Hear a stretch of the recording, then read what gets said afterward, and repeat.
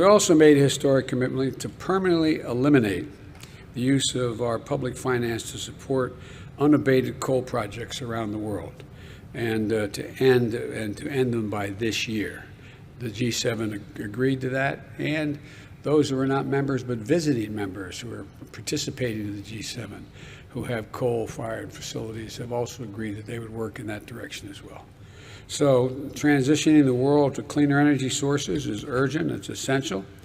If we're going to beat the climate, and there is, one of the things some of my colleagues said to me when I was there was, well, the United States' leadership recognizes there is global warming. And I know that sounds silly, but you know, we had a president who basically said it's not a problem, global warming. It is the existential problem facing humanity, and it's being treated that way.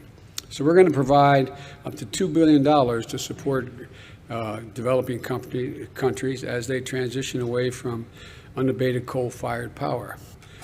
And over the past few weeks, the nations of the G7 have affirmed that democratic values that underpin everything we hope to achieve in our shared future, that we're committed to put them to work. 1, delivering vaccines and ending the pandemic. 2, driving substantial inclusive economic recovery around the world. 3, in fueling infrastructure development in places that most badly need it. And 4, in fighting climate change.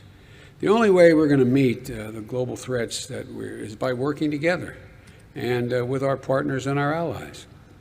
And I conveyed to each of my G7 counterparts that the United States is going to do our part. America is back at the table. America is back at the table.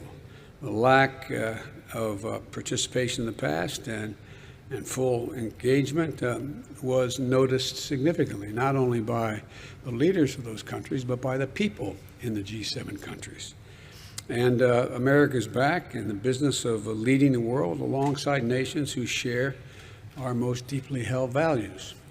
And so the bottom line is I was very pleased with the outcome of the entire conference. You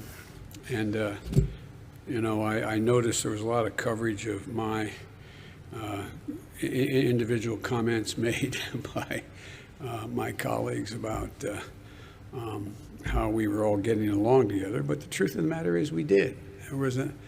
I felt, it wasn't about me, but it was about America. I felt a genuine sense of enthusiasm that America was back at the table and fully engaged.